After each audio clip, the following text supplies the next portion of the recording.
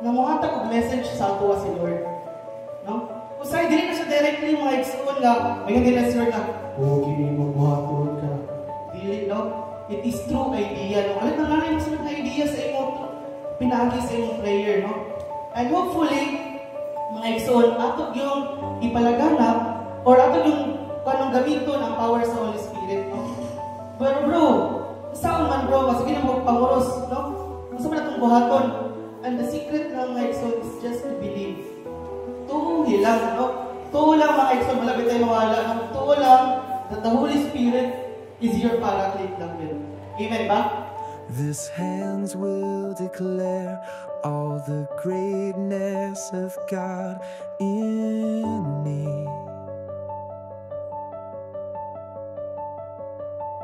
And my mouth will proclaim all the wonders He made me see.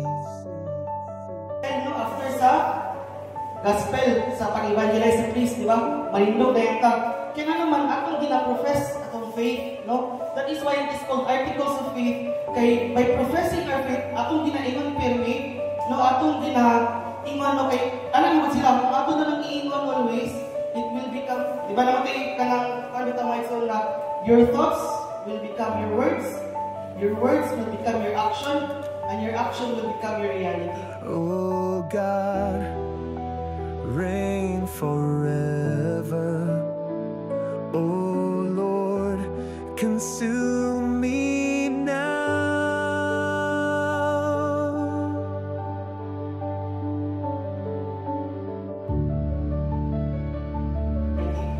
So if we will profess always our faith, that faith will become your action.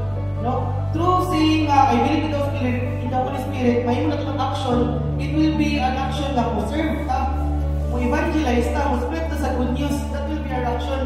And that action will become our reality na kita nahimo ng witness ni Lord. Kuha ba? Now Christ is the strength of a heart that was once in the dark. In His hope I made whole. Now His freedom has saved my soul. Oh God, reign forever. Oh Lord, consume me now. Great is your love, oh God. So, no?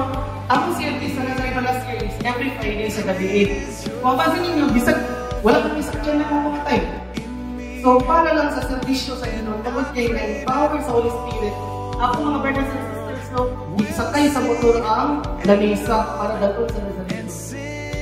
No, so, dili hinder ng exo ng atong, kung sa takaroon, we make use of what we have para i-servisyo, para i-spread ang goodness of life. Strength of a heart that was once in the dark.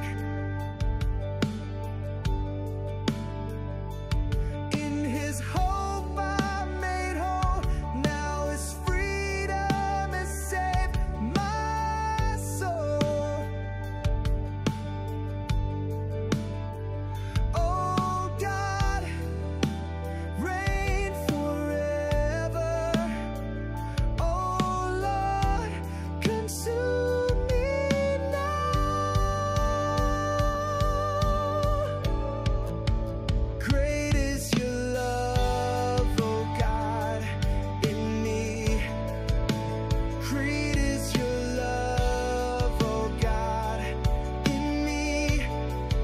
And I pray that all the world will see and know and sing your name alone.